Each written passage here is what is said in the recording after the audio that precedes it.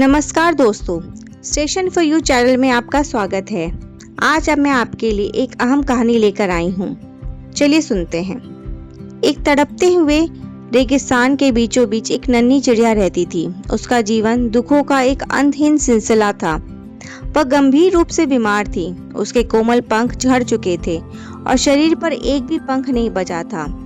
वह उड़ना तो दूर, ठीक से चल भी नहीं पाती थी। ना रहने को घर, ना पीने को पानी और ना खाने को दाना। वह बस जलती हुई रेत पर अपनी मौत का इंतजार कर रही थी। एक दिन एक सुंदर सफेद कबूतर उस रेगिस्तान के ऊपर से गुजर रहा था। वो बहुत खुश और शांत लग रहा था। चिड़िया ने हिम्मत जुटाकर उसे रोका और पूछा, भाई तुम कहाँ जा रहे हो? कबूतर ने धीमे से कहा, मैं स्वर्ग जा रहा हूँ, भगवान से मिलने। चिड़िया की आंखों में उम्मीद की एक चमक जागी। उसने हाथ जोड़कर कहा, भाई क्या तुम मेरे लिए भगवान से एक सवाल पूछोगे? उसने पूछा ना कि मेरी किस्मत में इतने दुख क्यों लिखे हैं और ये कब खत्म होंगे? मेरे अच्छे दिन कब आएंगे? कबूतर ने उसे सांत्वना दी और उड़ गया।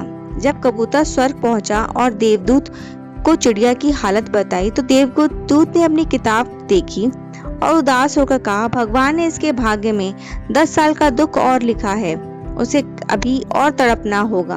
कबूतर को बहुत बुरा लगा। उसने पूछा, क्या कोई रास्ता नहीं है जिससे उसकी मदद की जा सके? देवदूत ने मुस्कुराते हुए एक रहस्य की बात कही।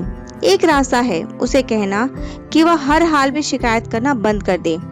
वह यह देखना शुरू करे कि उसके आसपास जो भी है वह दुनिया में कई दूसरों की तुलना में कितना बेहतर है।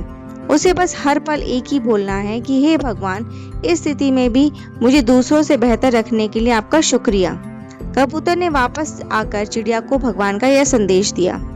चिड़िया ने तय किया कि वह अब अपनी किस्मत को कभी नहीं कोसेगी। जब वह दोपहर की चुभती हुई रेत पर गिरती तो रोती नहीं। वह सोचती, शुक्र है भगवान, मेरे पास अभी भी सांसें हैं, जबकि कोई जीव आज इस गर्मी को सह भी नहीं पाए। आपका शुक्रिया।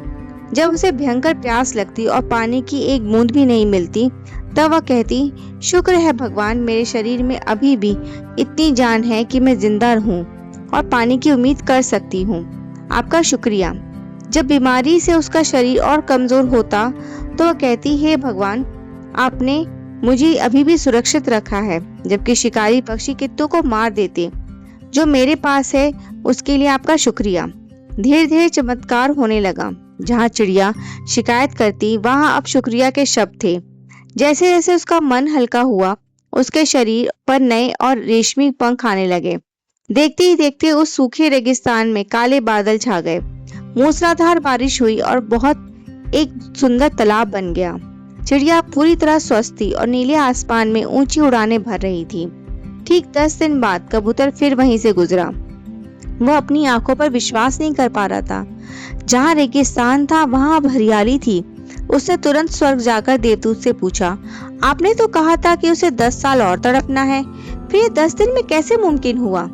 देवदूत ने गंभीर आवाज में उत्तर दिया, हाँ, उसके भाग्य में 10 साल का दुख था, लेकिन जब उसने दूसरों की तुलना में अपनी नेमता को देखना शुरू किया तो उसकी कृतज्ञता से ने उसके अपने कर्मों का बोझ जला दिया। शिकायत करना जीवन को भारी बनाता है और शुक्रिया अदा करना जीवन को हल्का। उसने अपनी सोच बदलकर अपनी किस्मत बदल ली। दोस्तों, हम अक्सर यह गिनते रहते हैं कि हमारे पास क्या नहीं है, लेकिन अगर हम मुड़कर देखें तो हमारे पास जो है वो दुनिया के लाखों लोगों के लिए सिर्फ एक सपना है। आज से ही अपनी कमियों के लिए नहीं, अपनी खूबियों को गिनना शुरू करें। अगर आपको यह कहानी पसंद आई हो तो इसे लाइक करें, अपने दोस्तों और परिवार के साथ शेयर करें और ऐसी ही प्रेरणादायक कहानियां सुनने के लिए हमारे चैनल को सब्सक्राइब करना ना भूलें। धन्यवाद दोस्तों।